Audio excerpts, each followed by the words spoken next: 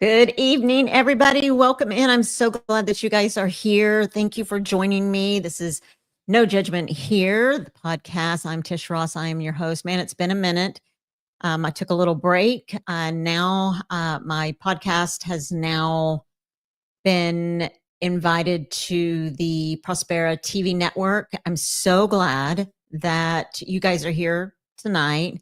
And the great thing about my podcast being available on Prospera TV network is that this story will air there as well. So as many people as we can reach is my goal. So I will keep this short and sweet because Austin and I have a lot to chat about. Actually, this is the first time I've ever seen him face to face. We chatted over the phone and he is amazing. He is amazing. And I am so excited for you guys to hear his story. Thank you for being here and supporting him. And one of the things that I wanted to share is that it happened, the way that I found Austin was on a Facebook post of his. And Austin and I aren't even friends on Facebook, but his mom, either his mom shared it or I saw it on her Facebook page. I really can't remember, but I think it's divine intervention because as many people that are struggling with addiction, no matter what kind of addiction it is, I think if someone is ready to share their story, then that vulnerability, that transparency, that rawness will allow someone else to hear that and know that they are not alone. They're not by themselves in their feelings and their emotions. And that's why I always like for people to come on and be their true authentic self, share what they are really feeling, because sometimes someone else is sitting home alone and they're feeling the exact same thing. So anyway, I saw the post that Austin had made, and he is a year clean on April 28th. He was a year clean. And I thought,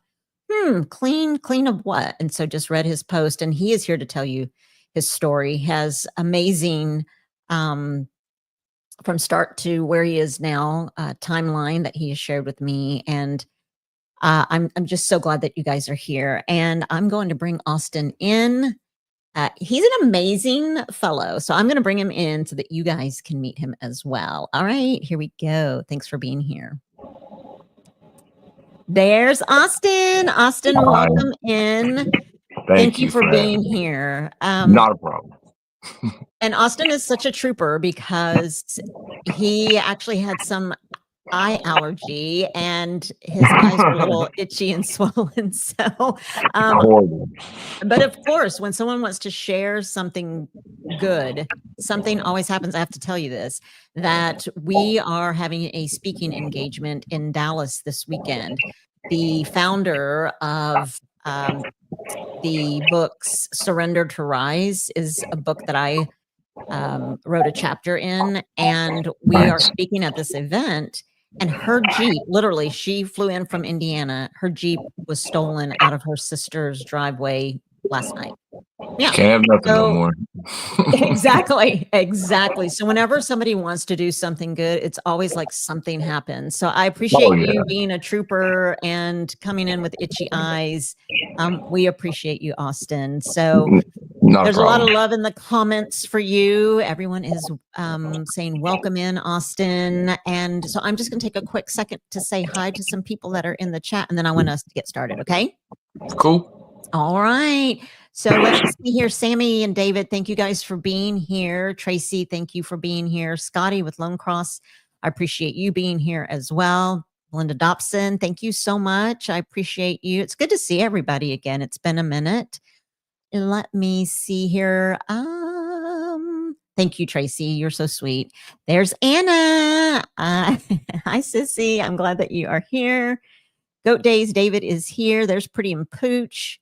I'm excited to see you guys. Sammy says that she cannot wait to hear your testimony. Paul, PSV Odyssey, is here as well. Thank you, Paul, for being here. I appreciate you guys. And if you have a platform, if you could share this out, I really would appreciate it. Again, the more people that hear Austin's story of struggle and victory, the better, right? Well, yeah. If it helps one person, it's worth sharing. So Absolutely. Absolutely. There's congratulations, Austin. Way to go. We're so proud of you. All right. So, Austin, I'm going to let you take it away. You shared with me that this was a 14-year journey. Yep.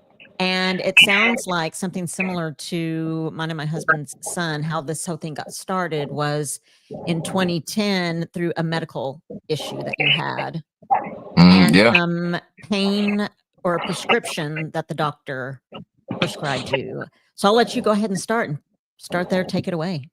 All right. Well, I had an issue that was very painful, and I would hit my knees. It was so painful, and basically I needed to go see a urologist.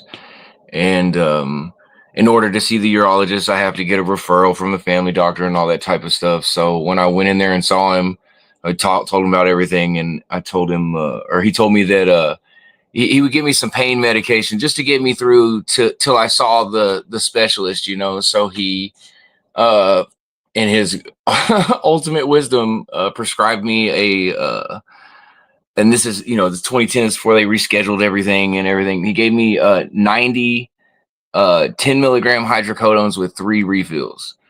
And so I took my medicine like the doctor told me, you know. That's a pill every 4 to 6 hours. That's 4 to 6 pills a day. And after, you know, 270 of them or whatever, or I can't do math right now, but it's a lot. And I was hopelessly addicted by the end of it. And it's it just spiraled out of control. It seems like so fast, but it was so long.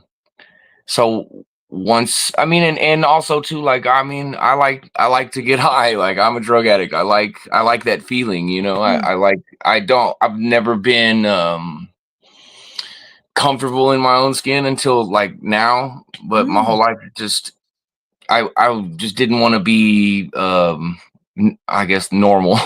Well, okay. So I'm going to stop you there. So there's a lot of people,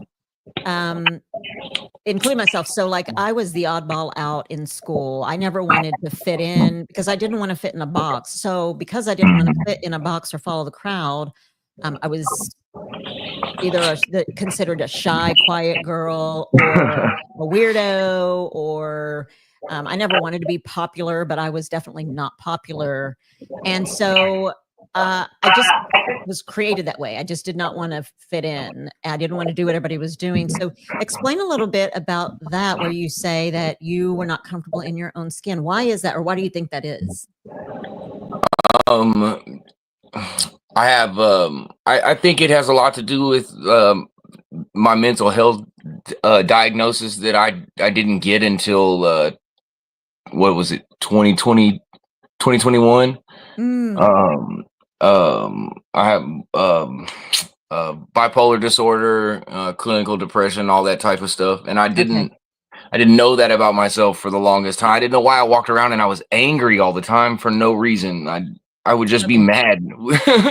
Yeah. So when I, you know, under the influence of anything, I just wanted to be not sober from the time I woke up till the time I went to sleep. It really didn't matter too much. I just didn't want to, I don't know, just didn't want to be normal. Like you said, I've never fit in all the way anywhere. I in school, you know, friend groups and stuff, I'd fit in with a couple people, but not the whole group. And it just always kind of felt, I don't know, outcasted, I guess, a little bit. Yeah. And so I found a friend in drugs. So, and I mean, when I got this prescribed this stuff in 2010, I had been experimenting with like hard drugs since 18. And it's so funny because I was so anti-drug as a teenager. And then just as soon as I got out of high school, it was cocaine and just anything and everything you could think of. If somebody had it, I would do it, you know? So, but once the opiates are evil. I mean, that sickness, that feeling that you get when you're sick off of opiates, you will do anything to not feel that way. I mean, I literally like screwed off everything I ever had owned, worked for, acquired. Like it's all gone. It's all gone, and just to get high.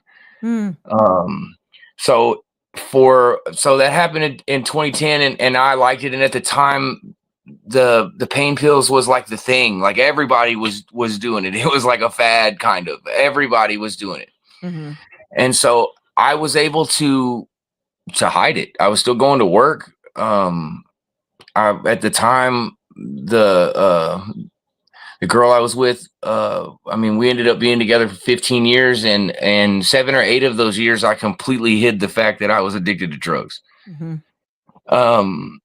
So it wasn't a problem until I think it was like 2013, 2014 when they rescheduled pain medication, and you couldn't just get refills anymore. You couldn't get these large scripts. You had to go to a doctor every time you needed another script.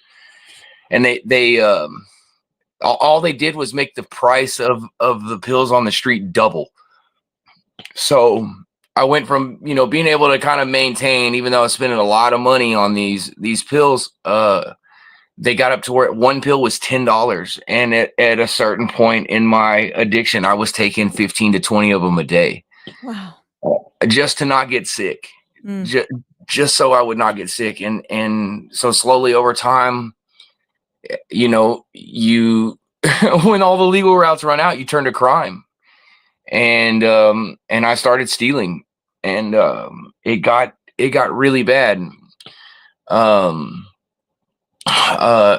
mean, I stole from my family. I still have a lot of guilt. And even though I have talked with family members and stuff that I have stolen from, and they tell me it's okay, it still doesn't feel okay. Like I still have a lot of that on my shoulders that I carry around, and it does affect my self-esteem sometimes. But I'm okay today. But it's still, I just don't feel good about it. But so anyway, I'm sorry. So you're good. So you said, and at one point when we were chatting, I know that you said in around 2012-ish that you were off probation for about 5 years, and that, yes, like you said, you were hiding your addiction. You hid it for about 4 to 5 years. And then in 2021, you started buying fentanyl. You even shared that you fell asleep standing up. Unknowingly. Okay, share that.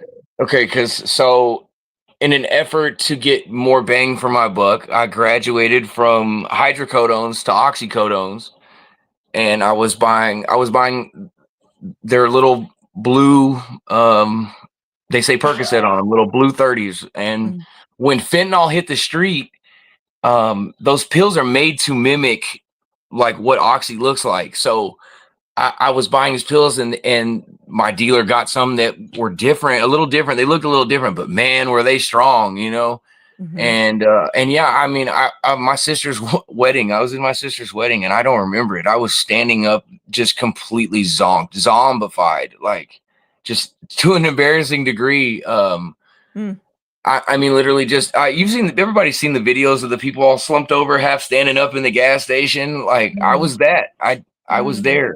And these pills at the time, they were $15 a piece, $15 to $20 a piece. And for the oxys, well, the fentanyl pills got switched on me unknowingly. I didn't know. And this is right about the time you're starting to hear about it on the news. People are starting to notice, like, hey, El Chapo's already threatened to release the Blue Demon and all this type of stuff. It's right about that time. And by the time I realized, because I almost died, I was blacking out. And at the time I was I had my apprentice electrician license, and I was doing my electrician thing, and I kept just like I'd take one of these pills and I'd end up just puking everywhere and blacking out. And for some reason I kept taking them. Like, how insane is that? And I ended up coming home, and it's July, and I turn the truck off and I roll the windows up, and I'm about to get out of the truck, and I black out and pass out. I wake up being like thrown in a cold shower because I basically was dying in the 104-degree heat with the windows up in the truck. My girlfriend at the time yanked me out of the truck. So it was bad, but I was in a position where I couldn't tell anybody. I mean, for 8 years at least, I suffered in silence. I didn't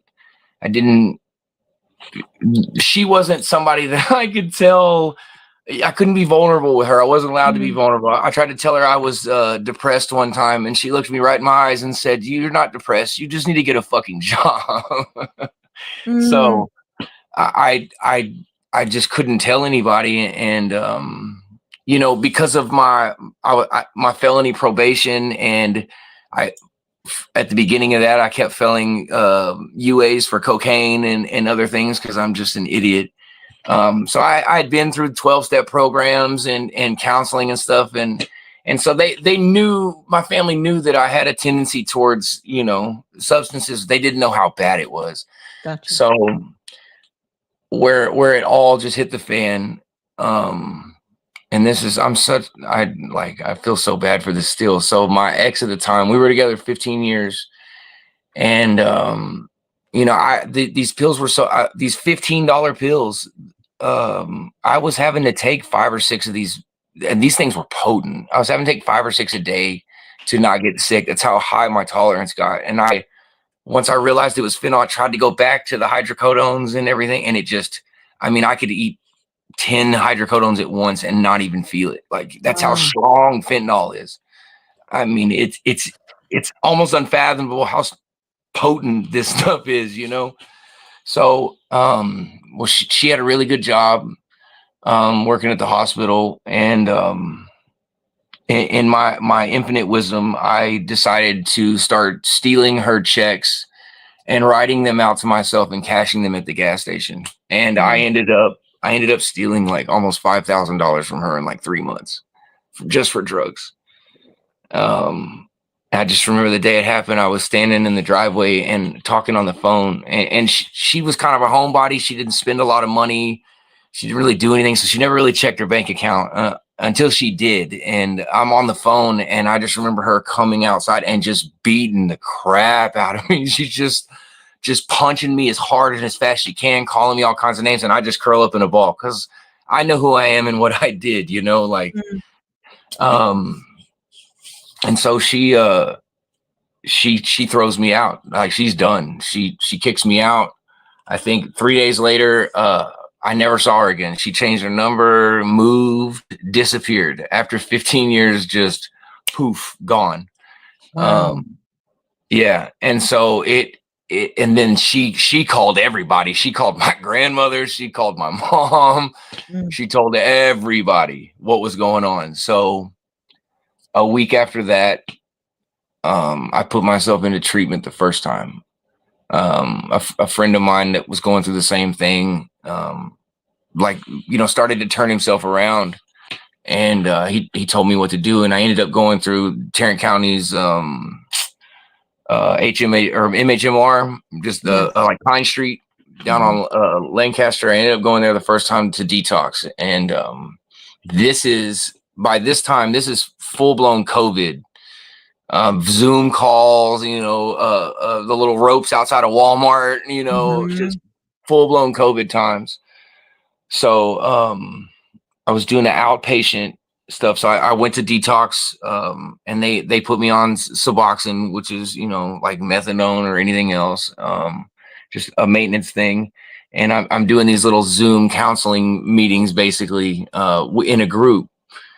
And so there was a girl that I met while in detox. We were in detox together, and then ended up being in our outpatient groups together. And we could talk to each other behind the scenes in the little app that we use for groups and stuff. And long story short, like I ended up I ended up with Kelly. And like, man, Kelly was the love of my life. Like, I worshiped the ground that she walked on. Like, I don't know why I love that girl so much, but Kelly was in there for the same thing as me. She had an opiate addiction and everything, but she didn't tell me at the time about her problems with meth. And so ultimately, Kelly introduces me to meth. And so I'm not using fentanyl anymore. I'm on my little Suboxone program, but now I'm on a whole nother ride. Right. And I just there's a point, like I got down to, like, I'm almost 200 pounds right now. I weighed like 150 pounds. I look like I live behind a dumpster. Like, when I do drugs, I do drugs. I don't. There's no off switch. There's no, like, I just run and gun. So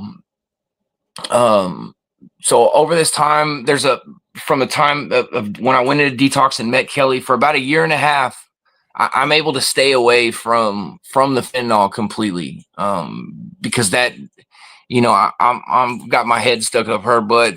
That's not her scene, but that being around the meth, it just took me. I did things I said I'd never do. I experimented with needles and all this other just horrible stuff. I told myself I would never do this stuff, and I did it. Just that. Even though I wasn't doing I just replaced that addiction, just replaced itself with something else. And I still had like a character issue. My insides were still bound up, I guess you could say. And so I'm a convicted felon. I ended up getting caught with a large quantity of meth in Bedford, and me and Kelly both got arrested that day, and which created a slew of issues. So, but I bring up Kelly because in 2023, Kelly went to jail, and I was dealing with a guy I bought my other substances from, and one day he just has some little blue pills, and he gives me some of them because I was complaining about my back hurting, and so we start this all over again. The next thing I know, I was in a restaurant one time, sitting in a chair, and my butt's in the chair, but my top of my body is horizontal, and I'm asleep this far off the ground, like in a restaurant, like in public, just completely zonked. And with the fentanyl, like the pain pills, the hydrocodones, it'd probably take you about, I'd say, like 6 to 10 days to like really develop a physical addiction to it. Fentanyl, you use it 3 days in a row, you're done. You're addicted. And so I remember I just tried to like take little pieces of the pills. I thought I was being slick. I thought I've been away from it a long time. I can handle it this time. I can just do a little bit here and there, and I'll be okay. Right. No, I woke up one morning and I had that withdrawal feeling again, and I just started bawling. Like, I was like, no, like, what did I do? I was good. Like, I had gotten off the Suboxone too. I didn't need anything. I was completely free of it. And I chose to go back. So it's because I had been kicked out of the aftercare program for not going. So they weren't giving, if you don't go to the classes, they're not going to give you your medicine. Basically, Gotcha. they hold it hostage. Yeah. Well, Kelly was still getting hers. So when Kelly gets out of jail, she eventually finds out that I'm doing that. I didn't try to hide it very well. I mean, she was doing other things. Well, and I have so much guilt for this, but I ended up, in my ultimate wisdom, because she had ran out of her Suboxone, I ended up introducing her to those, we call them blues. I ended up introducing her to blues. And this is like, this is about summertime of 2023. Well,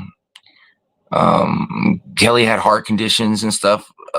she had pulmonary hypertension and congestive heart failure. So she would just pass out and stop breathing. Heart would stop. I mean, I've seen her on the ground, lips blue, eyes open, no pulse, no heartbeat, no nothing. And it's just me alone in a hotel room giving her CPR, trying to bring her back to life. Like, and so in December, like Kelly had stayed, we weren't living together at the time. We kind of did it backwards. We lived together off the bat and then lived separately later on. And she stayed with me for a few days, and like her legs had swelled up real big, like big giant, like tree trunks. Her legs were huge. She's tiny, 5 foot tall, 110 pounds, and her legs are like this big around, like at her ankles. Gosh. And I didn't know it at the time, but she had quit taking her medication because the stuff that she had to, like, she was on the list for a heart transplant. And it's the medicine made her feel so horrible. Just, and I heard her say it to me, and she said to other people that she just wanted to die and all kinds of stuff. And I wasn't paying attention. Like, I just wasn't paying attention. I thought everything was going to be okay, even though I knew that her illness was very, very severe. And so she, when I dropped her off the last time that I saw her, she needed me to get up and go. I'd donate plasma and all kinds of other crackhead stuff to get money to get these pills. And she couldn't work. She couldn't do anything. She was disabled. So I'm having to support both of our addictions. And it was running me ragged. Like, it was killing me. Like, she was killing me. And so she calls and wakes me up on December 12th. And I remember talking to her, and it was weird at the time. Like, it was like she didn't want to get off the phone. And I was so just out of it because I'm full of substances that I didn't realize it till later. But so she calls and wakes me up so I can go donate plasma, so I can get money, so I can get drugs, so we don't get sick. And I'm just like, okay, I love you. I'll talk to you later. And I just hang up the phone. And I get to the plasma clinic. I'm texting her, and I don't hear from her. And I end up going the entire day, and I don't hear from her. It's okay. Sorry. So I called her roommate, and I'm like, hey, this is like 5 o'clock in the afternoon, and I'm like, I cannot get a hold of her. Can you please check on her? It's okay, Austin. Just take a deep. So basically, he comes home and he finds her dead on the bathroom floor. Oh, God. I'm sorry. So sorry. I'm so sorry. So, I swear I talked about this yesterday and didn't react like this, but It's okay. So that was like, I remember I had just picked up more blues. I was sitting in a QT parking lot, and I just start like screaming into the phone, like, it's not funny, quit playing, it's not funny. And they're like, why the fuck would I play about that? Like I don't know, wigging out. And so at the time, that was just, I was done. Like, I'd never really like cared enough about myself to like treat myself very well, let alone even talk about myself very well. And so once she was gone, it was like, dude, I don't care anymore. I literally don't care anymore. And somewhere along the way, like when I first started with those pills, we would just take them like a pill, right? Well, by the end of it, I'm smoking them. I'm putting them on foil and I'm smoking them, and smoking them, and that's the fastest way to overdose. You're talking about, as much as you can inhale and it straight into your bloodstream. Okay. And Kelly talked me into freaking smoking them, and I have so much guilt from that. because she had 2 kids, and it also pissed me off, like, just why could you not, like, why did nothing matter more to you than you? Like, how do you do that to your kids? Like, there's a lot of so children that walk around and ask that question of their parents, whether it's drug addiction or alcoholism. You know, why did you not love me enough? Was I not enough for you to stop? And being an addict, Austin, I'm sure that you know that maybe in your, I don't know, correct me if I'm wrong, but in my thought, I'm just thinking because as everyone knows that have joined my podcast, mine and my husband's son, Ben, was a heroin addict and stole from his granny, stole from his dad, stole from, you know, and I don't think that they are thinking of the consequences or the family or what's gonna happen to my kids or what's gonna happen to my dad if he finds me, or it's about no, the high, the addiction, it's right? extremely selfish. It's very selfish.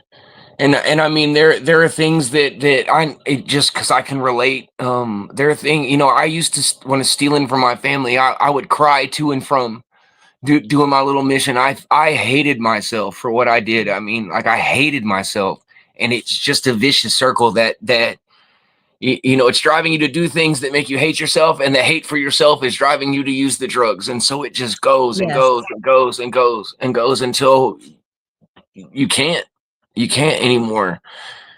Yeah, and I had dealt with things like that as a kid, you know, just through whatever. And But so that's so true what you just said, which is so profound, in that an addict hates themselves, yeah, so they just keep doing the drugs, and they do the I drugs hated because they hate themselves, you know, and it's just a way to numb. But then it almost sounds like that. I don't know. You tell me, because so unfortunately, you lost Kelly, and I'm so yeah. sorry. I'm so sorry. But then you started smoking fentanyl, and And it got bad. It got bad. Mm. It got really bad. Because like, I've never. I like today. I love myself today. Like, I absolutely love myself today. I still have a lot to work on. I still have a long way to go, but I don't have very many like self-destructive behaviors. And if I do, they're minimal, like smoking cigarettes or something like that. You know, maybe I drink too much soda or something, but I had never been able to do it. And the one thing that gravitated me towards Kelly was her overwhelming positivity. Even though she did the things that she did, she was always so bubbly and glass half full. And she would get on my butt, like, stop being so negative. Stop it. Like, just irate with me because I was so consumed with negativity. You know, in my counseling classes, they would ask, you know, they tell us, like, give you 3 feelings and tell me what you're grateful for. And I would go off on them. Yeah, I'm not grateful for what? For what? Well, and they'd be like, well, aren't you grateful to be clean? And I'm like, clean? How am I clean? Like, I'm taking Suboxone to not get sick. I'm still going into a pill bottle to not get sick. How am I clean? Like, well, no, like, and so that's just how latched on to the negativity that I was, that I just couldn't even put the tiniest positive spin on it. And Kelly used to tell me all the time, like, you just got to change your thinking. You just got to change your thinking. And I'd look at her and I was like, how the hell do I change my thinking? Like, that's the stupidest thing I've ever heard. Like, what are you talking about? You know, but she was right. And I didn't figure it out until after she died. But the day that she died, I told myself, I made a promise to her that I would try to start living the way she always told me to. Like, she really did. As much negativity as Kelly brought to my life, there was also a lot of, like, beautiful stuff and positivity that she brought too. It's a very, like, double-edged deal with her. Right. I hold her in high regard. I really do. But at the same time, she was terrible for me. Like, we were toxic. Very. Mm. You cannot have meth in a relationship and it be like healthy, and it's gonna Right. go toxic every time. And one thing So you said about Kelly when you and I were chatting prior to, you said that you never felt your feelings and you never expressed really emotion. You weren't really vulnerable, but with her, you were she taught me able how. to, yeah, she taught you how to express your feelings. And that's such a beautiful thing. And something else that we said was, you know, or I always say there is beauty in life and death. And I can say that even after losing my parents and our son, that the beauty in his life was just when you see him, when you talk to him, when you smell him, when you hugged him, touched him, saw him, anything he did, whether he was on a motorcycle, he had a little cigarette always hanging out of his mouth. He was just a cool, cool kid. But then, so there was beauty in life, but the beauty in death that he taught me was um, a lot about addiction. I actually stopped drinking alcohol after he died because I too have an addictive personality and I didn't want to feel his loss. And Of so course. drank a lot. And then he came to my husband sort of in a thought, and told my husband to tell me to stop and stop now. And so it was like after that, I was done drinking. But then you have to feel your feelings, right? Then you Oh start having God. to, which is something that you think, dang, I don't know if I can do this, but you can, and you have to. Or you will And, turn to something. and that's what I think gravitated me towards her so hard, was that once you remove the substances, regardless of what substance it is, once it's gone from your system and your brain starts to rewire itself, like, you're gonna feel that stuff. It's gonna come back. Yes. And I had, like, talking to her one time when we first, I had repressed memories come back from my childhood. Um, and 10 seconds before they came back, I would have told you that repressed memories are BS and not a thing. Like, I didn't believe Wow. it. Mhm. And and she taught me about my feelings. She taught me how to talk about my feelings, and not only did she teach me to talk about it, it's like she actually cared. Like, she cared about me Mhm. in a really really weird way. Like, it kind of sounds insane to say she cared about me, but she also introduced me to hardcore drugs and stuff. But I mean, it's I don't even know how to explain that. But she was just like, she's the reason I got diagnosed with bipolar disorder. She talked me into going to counseling. Mm.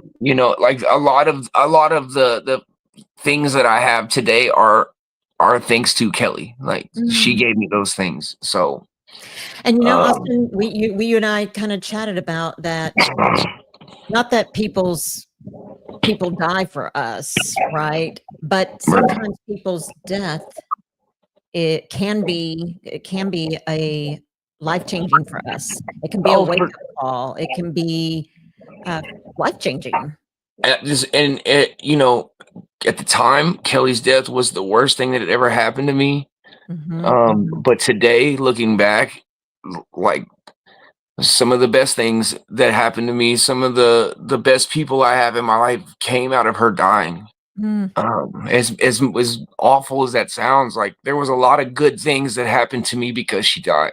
Yes, I understand that. Um, and our blessings are hard to see when we exist in them. So sometimes you got to get down the road to be able to look back and go, oh, okay, actually, that was a good thing. Like, I'm glad that Yes, happened. Had that not happened, I wouldn't have XYZ.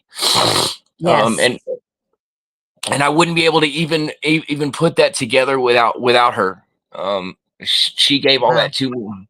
Mhm, And so when she, and so when I said about getting arrested, me and her got arrested.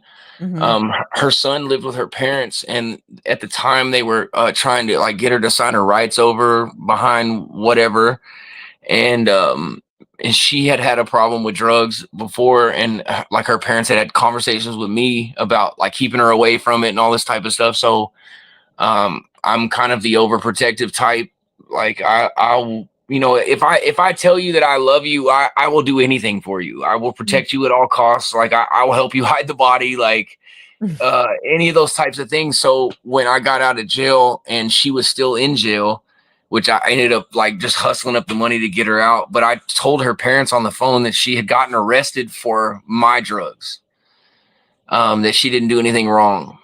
And so they hated me. They went from, come stay with us during Christmas time with the kids and all this type of stuff to like, her mom told me that I killed her, that it's my fault she died.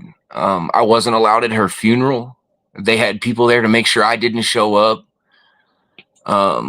It took about 3 weeks or 3 months, excuse me, for the medical examiner's report to come back. And the day that it did, because I'm telling everybody she didn't overdose, she didn't overdose, she didn't overdose, she didn't overdose. Mm-hmm. Because she told me she didn't have anything, but when they found her body, there was paraphernalia next to her, and she tested positive for fentanyl. So on the medical examiner's website, her official cause of death is fentanyl toxicity. Even though she had congestive heart failure and pulmonary hypertension and her legs were swole up and she had a gallon bag of medication she had to take every day that she wasn't taking. This is like, during COVID, when if you got in a car crash and died but tested positive for COVID, they were marking it as a COVID death type thing. It's the fentanyl crisis, Yes. Yeah. And it was easier to just do that than to do an autopsy and see her, she had a heart of an 85-year-old and she was 39. And that medical condition was caused from her doing meth. Meth gave her those heart conditions. Wow. Yeah, so it's a really just upside down thing. So, but the day that the medical examiner's thing dropped, her mom sent me a message, and I still have that message. And I have never had anything like more hateful, and just it just ripped my soul out, and it just took every last bit of like strength that I had left, and I literally attempted suicide behind what her mom said to me that day. And well, that didn't work. I just, that was a whole embarrassing thing. But so the drug use just, I got to a point where I was going through 100 pills every 2 to 3 days. I was, usually people are smoking a half a pill or a pill at a time. I was smoking 7 to 10 at a time. I was just, I'm too much of a wuss to cause some sort of bodily injury to end my existence on earth. I'm scared of finger pricks at, testing my blood sugar type thing. I just can't do it. So I just wanted to go to sleep and not wake up. I just didn't want to do it anymore. I had lost all, like, I just didn't care anymore. I just didn't care. And everybody, my family and everything knew what I was doing. I was just sitting in my car in my mom's driveway because I had like screwed everything off I'd ever had. I had nothing but some clothes basically.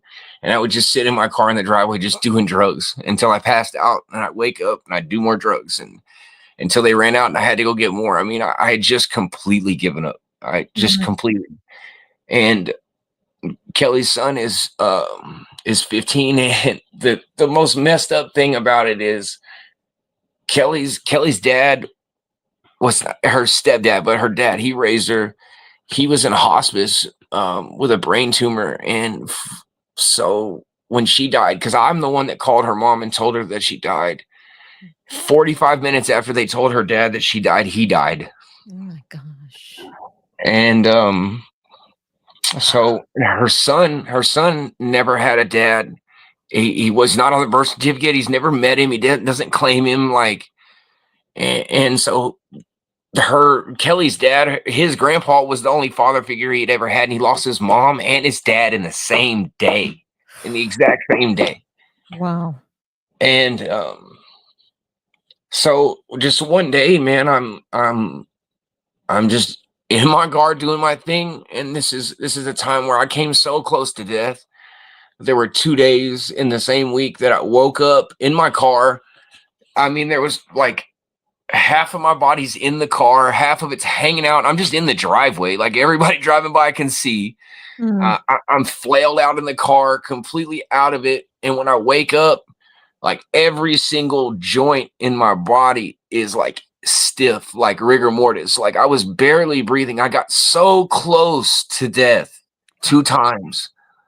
And for some reason I kept waking up.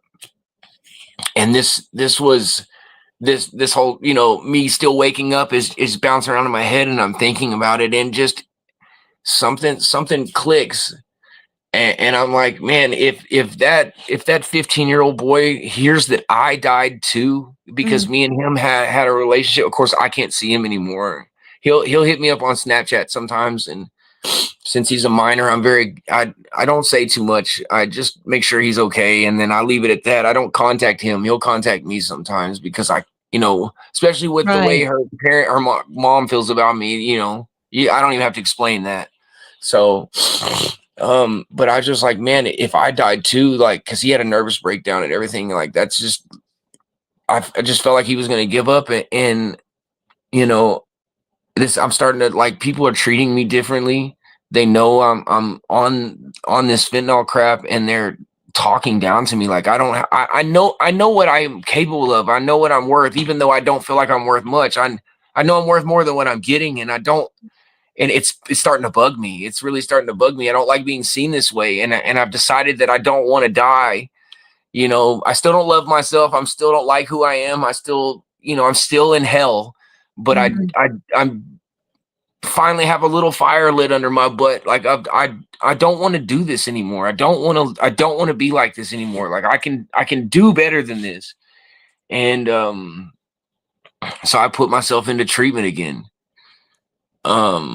I went back to Pine Street, and I did the little detox thing, and I ended up getting into it with one of the people that work there, and I left early, and I went twice last year. I had to go to twice, so I quit. So I basically relapsed as soon as I got out the first time, and so I'm kind of teetering on this line of where. I'm not doing it every day because I have Suboxone. They have Suboxone that they gave me, so I might skip a day with that. So because I'm still hanging out, I'm still trying to hang out with my drug friends. Gotcha. The people that use drugs, and so I'm still kind of I'm waffling a little bit, right? And I end up going to treatment again, and this time it works a little bit better, but I get involved with another female at this point, and that was the worst thing I could have done, because that kind of sent me through more hell. I had my heart broken twice last year, let's just say, without getting into that. But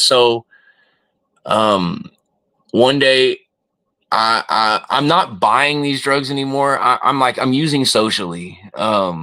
So I'm hanging around people that I know have things, and so I can partake, I guess you could say. But Okay. I have Suboxone as a safety net, so I'm not going to get sick because I have the Suboxone, but I have to be careful, because if you take one too close to the other, it can throw you into precipitated withdrawals, and there's nothing worse on planet Earth than precipitated withdrawals. It's what happens when sometimes when people are Narcan, when they have to use Narcan on them, it throws them into that. So I'm at a friend's house, and I'm still partaking in smoking fentanyl, and I'm also taking Xanax and all kinds of other. I'm still doing stupid stuff, right? But I'm kind of I'm my head's like poking out of the water just a little bit. I'm on I'm headed the right direction. I just haven't taken any steps forward yet, if that makes sense.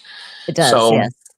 So my friend, my homegirl that took me over to this dude's house the first time I met this dude, she we're sitting there doing whatever, and I'm zonked on chemicals, you know. And like I said, I'm still trying to I'm trying to be clean, but hang out with my drug friends, right?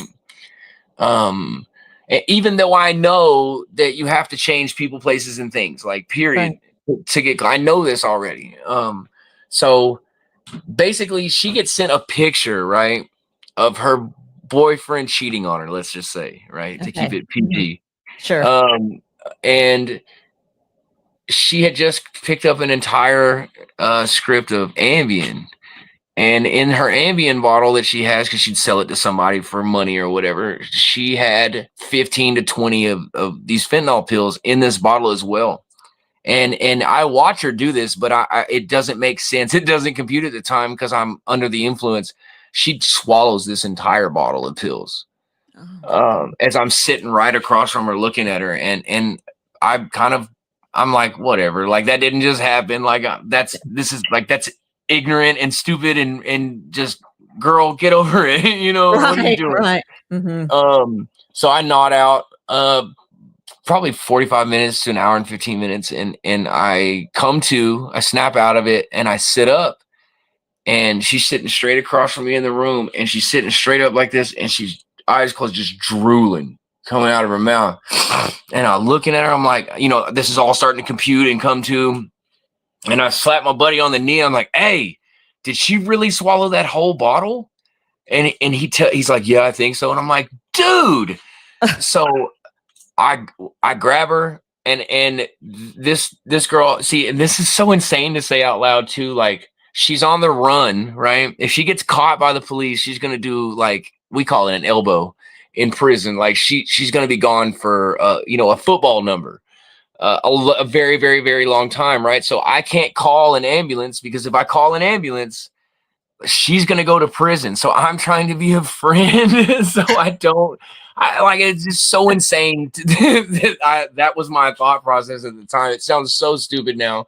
Never again, because I should have just drug her outside and called 911. Like, so I grab her, I throw her on the floor.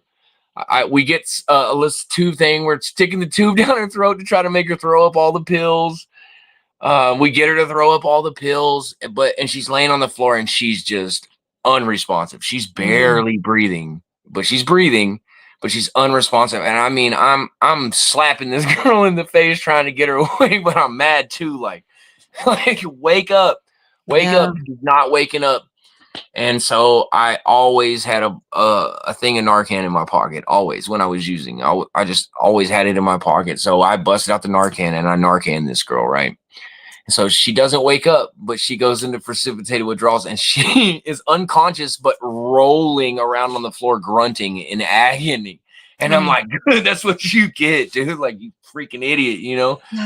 And so I proceed to sit on my knees on this wood floor with this chick, you know, patting her on the back, making sure she's laying on her side so she doesn't swallow her tongue. For hours, I keep this girl alive until she finally opens her eyes and locks eyes with me, and she acknowledges me. I get her to shake her head through whatever I said to her. So I know she's whatever. So I get her. I called her Big Bird. She's a big old girl, but I pick her up and I put her on the couch. I put a blanket on her, and I pack my stuff and I leave, because this is just traumatic. I mean, 3 or 4 times, I had to give Kelly CPR and literally bring her back to life. And I've just got scars, deep scars. And this is just months after Kelly died, and then this happens. And it was traumatizing. So I just got out of there, and I wasn't going to talk to her anymore. But literally the next day, like in the morning, she calls me. And when I answer the phone, and I'm expecting her to immediately talk about what just transpired a few hours before, but she's just talking about all this other stuff. And so I say, hey, what about last night? Yeah. And I swear, she changed the subject. She didn't say she was sorry. She didn't say thank you. Nothing. She acted like it didn't happen, and I just felt my ears got hot. I got irate, and I was like, man, F this. If you do fentanyl or drugs, you cannot be my friend. Like, you can't be in my vicinity. I'm done. I can't do this anymore. Like, I'm so done. And in that moment, I hung up on her. I blocked her phone number. I blocked everybody in my phone that did drugs. I went through my Facebook and blocked everybody that I could. And I was just done. Like, y'all are trash. You're trash. And I'm choosing to believe that it's the drugs that make you this way. But until that's gone, respectfully, I can't deal with you right now. Like, from my personal well-being and my overall health, I can't deal with you anymore. I don't want you around me. And that day I just said, I'm done. And I kicked all those people out. And, I started to really do things to try to help myself, from that point. And, but I still had the issues on the inside. Yeah. But long story short, I ended up through a friend of mine, which I still work there. I work at a gay bar in downtown Fort Worth. I do the spotlight for the drag shows. And I didn't know it at the time, but I really needed that place, because it sounds so stupid, but those drag queens taught me how to love myself. That's amazing. It doesn't sound stupid.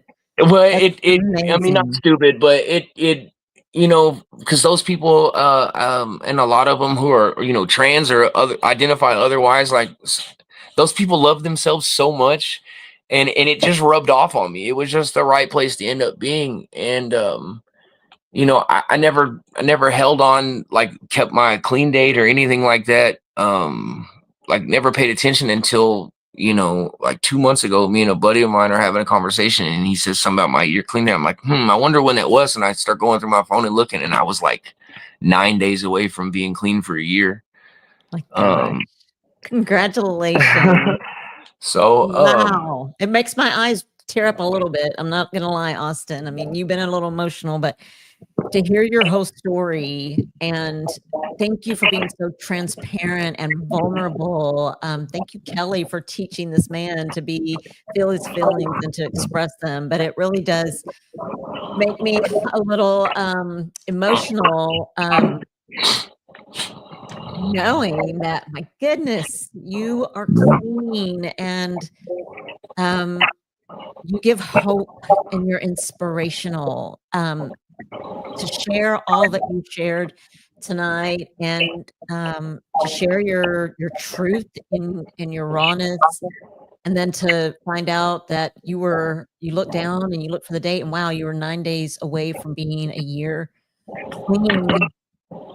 My thought is, what was your thought? What was your thought when you saw that? I felt really good. I didn't want to focus on, a lot of people, like, they'll hold on to that clean day and count the days. Oh, I'm 30 days. Oh, I'm 90 days.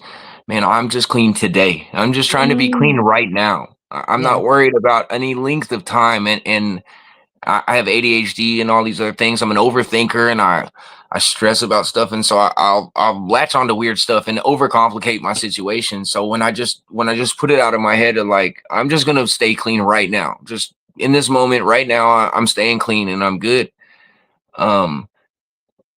Without Kelly, I don't think I would have had that just like, screw this, I'm done.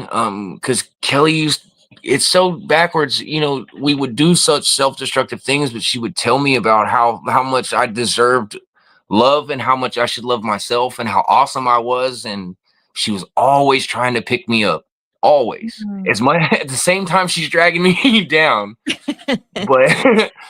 but she's trying to pick me up at the same time. It's such I don't even know, like, a word for that. It's just it's a crazy thing. She brought just as much, like, beauty and positivity into my life as she did negativity. I don't know. I get it's that. crazy. I get that. And I get that being someone who is also ADD, I get the overthinking and the thinking something's going to happen, and then I'm stressing myself out. I'm like, oh my gosh, it's exhausting sometimes. But you're right. I think, that sometimes people may be toxic for one another, But then when they're not together, there's the beauty that you learn from certain relationships, and you keep that and you hang on to it. And it sounds like that's what you did. And Yeah. I'm going to read some of these comments. People have been commenting big time. So I'm going to read some of these comments to you. Okay. Yeah, for sure. And then these I still have these. I hold on. I keep in my wallet. That's our jail IDs from when me and Kelly got arrested that time. I don't know why I keep these as like a reminder in my pocket at all times. But here I look like I live behind a trash can. No, Absolutely. I'm glad you have those and that you share them. And wow, what just incredible story. What a journey, Austin. Okay, let's see. Everyone's saying yes, one day at a time, Austin, because I'm sure that it can be overwhelming. It's day by day. Anna says, love that, Austin. So happy that the drag queens helped you love yourself. They've been through a lot too. They are judged also. Yep. In this sad, tough world. That is the truth. Pretty and Pooch says, thank God you have found the love for yourself again. Another says, that's a hell of a lot of deep down emotions to carry inside of yourself without a way to release them. I commend you, Austin, for having the courage and the will to let it out. Thank you. It's not easy. Definitely not. My husband said the birth of his son is what turned his world around. So the birth of his son. So my husband had shared with me that he was doing all kinds of stuff as well, running around, running wild, trying different drugs, things like that. And the birth of his son is what turned his life around. Just like we were talking about life and death. There are. I always wondered that. I'll be 38 this year. I don't have any kids. And I always wondered, maybe that would have been something that, made me go, hey, what are you doing? But at the same time, I could have like really done some damage too. So it's a blessing and a curse, I feel like. Yes. That I didn't have. I don't know that I won't ever have kids, but I just didn't. Because like even Kelly had gotten pregnant, she would have died. She would have, what is it called, preeclampsia or something like that they get. Like, because of her heart condition, and the medication she was on would have caused like crazy birth defects and stuff. So like it just never was in the cards, and I always wondered that, like, but I think I'd have screwed the kid up, honestly. Well, I mean, gosh, I appreciate your honesty, and like you said, it's a blessing and a curse for sure. Someone else just said 32 years for them. They were an alcoholic. That's the hardest one. I feel like it's in your face every day, and TV commercials, gas stations, stores, billboards on the highway. Like, it's a long time, and it's yes. 18 years for another man. A lot of people in here. Let's see. He said he was a 30-year alcoholic. You can die from alcohol withdrawals. I never like almost died from fentanyl withdrawals, but you can die from alcohol withdrawals. Yes, most definitely. Another man, Jailbait and Tackle Outdoors, says, I appreciate Austin's honesty and his courage to share today. Like I said, if it helps one person potentially, then it's absolutely worth my time. I'm so glad that you're here. I'm so glad. Anna said, it's what the drug did. It consumed you and made you do things that you normally wouldn't do clean. Drugs are rough. Thank God you got help. This is not easy. When you were talking about the fentanyl, TNT Adventure says, gosh, you're so lucky to still be here. Absolutely. Like I am very lucky, very, very, very lucky. And so I'm trying to, I feel way behind a lot. I'm 37 and I don't have anything because I'm on the way back up right now. Yes. And I'm going to get those things back. But yes. I shouldn't be sitting here talking to you right now for a variety of reasons. situations I put myself into, places I was, more so than just drugs, just really poor decisions. But I don't know. I don't even have freaking book. I don't even have any cravings or desires for drugs anymore. I don't have any triggers or anything. Like I'm just done. I don't want to be 38 and getting high. Like that's not cute. Like It's not just cute. do. It's not cute at all. You know, so I'm good. I am so proud of you. Like, I mean, and that was one of the questions I was going to ask you. Is there anything that makes you think, man, I could just use, anything that triggers you, anything that makes you think, I love myself today. I refuse to do that again. I refuse to poison myself like that anymore. I get high on being happy today. I'm happy. And plus my longtime friend of mine, he's got 2 kids, and I love those kids like they're my kids. When I walk in the house, because they allow me to come around now. I couldn't see them before. Like who I had no business being around children. I mean, I was on a cocktail of substances and just for lack of a better term, a piece of shit. I was a piece of shit. And so I walk in the door and his daughter sees me and she's so happy to see me. She just starts giggling, and his 18-month-old runs up to me with his arms up, wanting to pick up. That's the best feeling in the world. That's the best feeling in the world. And I am not letting that go. I'm not losing that ever again. So thank God. No. Wow. There's a reason. There's a reason, a lot of people say you're lucky to be here, and you yourself, you're like, man, there's a multitude of things and reasons why I shouldn't be here. I earned this spot here too, though.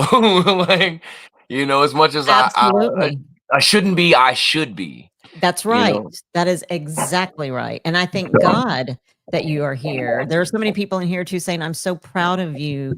I know how hard it is. There was actually a couple that is in here. They were on my podcast and they were addicted together, and they've got clean together, and they've been clean. I can't remember how many years. If you guys are still in here, Sammy, David, how many years you guys have been clean? But that's a beautiful thing. That's not easy to do together. And it not that, hey, much respect. That's not easy. That's what they've said. They've shared their story. That's a beautiful union there for sure. Like they definitely ended up in the right spot. That's awesome. Absolutely. Let's see here. So relatable. I get it, Austin. You are beyond amazing. Thank you for sharing your story and being so vulnerable. There is a low percentage rate of people that get to beat it. Way to go, Austin. Other people are saying, I'm so proud of you. Thank you so much for sharing your story. There's a new comment down here. Let's see here. One day at a time, Austin, because it can be overwhelming. Thank you so much for sharing. You got life, brother, and now you have the love for yourself. You have earned this, Austin. You have earned to be here, Austin. So beautiful. I'm so grateful that, Facebook sometimes can be stupid, and sometimes it can be great. And the great thing was when I came across the post and your face and seeing what you had written, and I was just drawn to it. I was like, wow, this guy's got a story. And boy, I used to when I would hear people say they love themselves, like I could never say it sounded like, I don't know what to like I would be embarrassed, like I sounded lame or corny to myself by saying it, like it would just like you love yourself, like you're weird, but no, I understand it now. I understand what that truly means to love yourself, and it's, I don't know, it's a beautiful thing. It just kind of happened. I wasn't really trying for that to happen, but when I just started putting myself around the right people, the right places, and not even just trying to focus on not doing drugs and all, just doing something productive, it just kind of snowballed. But the one thing that I attribute to it that led to that, and it was something Kelly beat into my head every single day, is the power of positivity. It doesn't matter what's going on. It doesn't matter how bad things are. I try to inject just something positive. I was with some drug addicts one time and the car caught on fire. It like burned the car down. And we were able to get our stuff out of the car before, we lost that. And as they're standing here, we're stuck in North Richland Hills, and all this other stuff. I was like, well, at least nobody got hurt. And they turned around and looked at me like I was some kind of asshole for saying that. I'm like, what? But that's the truth. That just no matter what, just trying to put some positivity in it. And once I started trying to see the positive, then that's all I could see. And the negativity just kind of dwindled and went away. I love it. I love that. Speak it into existence. Absolutely. Manifest. Another comment. It says, Austin, we found this awesome group of friends here after going through what you went through. Life is amazing that way, and you are here for a reason. Another guest said, God definitely will put good people in your life. And so there's one question that I like to ask everyone before I let them go. And I just want to thank you again for saying yes to my Facebook message saying, hey, I'm going to come on my podcast and share your story. And you're so open and you're a very, very uplifting young man. And I'll speak for myself, but I'm sure I can speak for a lot of these people that are listening, but you make me want to be a better person. You make me want to think positivity and look at the good as opposed to the negative. And so I appreciate you. And it can get better. It can get better. You're right. It can. And so one of the questions that I ask all of my guests before we come on here is, after all that you have been through, everything, all these years, all of this pain, but growing, even though you don't know you're growing, there's still you're in pain, but there's a plan, there's a path ahead, and you saw a little ember burning, you saw some light, and you started making your way to the well-lighted path. And the one question I have for you is, who is Austin today? Who are you today? After everything you've been through, who are you today? That's a good question. I think I'm who I'm exactly as I'm supposed to be. Like I don't think that I should be somewhere else or whatever. I'm just exactly what I'm supposed to be. I'm right where I need to be right now. And like I feel like I've always been a good person, and things I knew it, but I didn't believe it, if that makes sense. Yes. But today I believe it. I'm a source of happiness and positivity today. That's who I am. I'm happy and positive today. Oh my gosh. And I never thought it was possible. I really didn't. My entire life, I've never loved myself until today. I love myself. I think I'm pretty awesome today. So I think you're right. I think you're right. So I'm not ashamed of any of this. I'll tell anybody. I tell strangers I'm a drug addict. I'm not ashamed of it. It made me who I am right now. And people speak about me in high regard today, and it feels great. But it's just, I don't know. I'm happy and positive today. That's what I love it. I love that. I love that. So people are saying, yes, Austin, I love the positivity from you. You inspire me. Another man said, being someone who works with drug addicts, I am so proud of you. Not many in my experience want to stop. God is working in your life, Austin. He is always with you. You are so awesome, Austin. Prayers for you, Austin, to stay strong. And someone else asked, does Austin have a Bible? Yeah, a lot of positivity. You are changing lives, my friend. You have inspired me. It looks like a lot of people in the comments. And this podcast is also on a television network. It's a Diamond Television, or I'm sorry, Prospera Television Network, which goes through Roku, Apple TV, all the things. So this podcast will go through there, and somebody else is going to hear your story, and you will inspire people there, and you will continue to do so. And I know that I don't know you personally, but I just want to congratulate you and tell you, man, it may not, I don't know what it means, but I am so proud of you. I'm so proud of you. And I hope I get to meet you in person. I'm sorry I wasn't able to get to meet you in person this go round. Hopefully there'll be another time. It feels great because all I've ever really got before was judgment and condescension, and so I don't know, it feels great. It's life is beautiful today, and I've never would have ever said that in my life, but life is beautiful today. Even if it ended today, at least I'm happy, and I can pass a UA today. That's so awesome. Thank you again. My husband, who we lost our son, he says, I don't know you, but I love you. So we can end on that note. And that, yeah, definitely. That gets me because our son is gone. I'm very sorry. So that's pretty cool. Yes, you're an amazing man, and we're so proud of you. And just keep up the good work. Keep it up. And if you ever need to talk to anybody, we're here too. So we support you. We're proud of you. Thank you for saying yes and for coming on.